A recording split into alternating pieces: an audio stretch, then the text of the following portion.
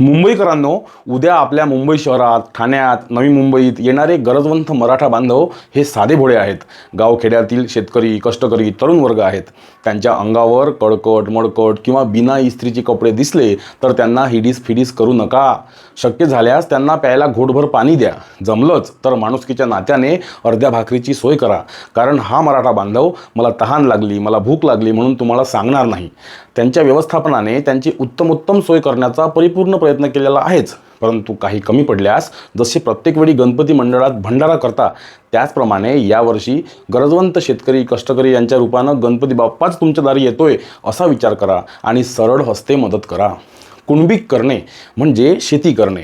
हा मराठा म्हणजे तोच कुणबी आहे जो शेतात अन्नधान्य पिकवतो तेव्हा तुमच्या आमच्या पोटाची भूक शमते.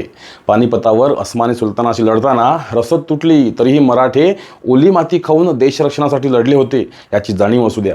ह्यावेळेस त्यांची रसद तुटू देऊ नका.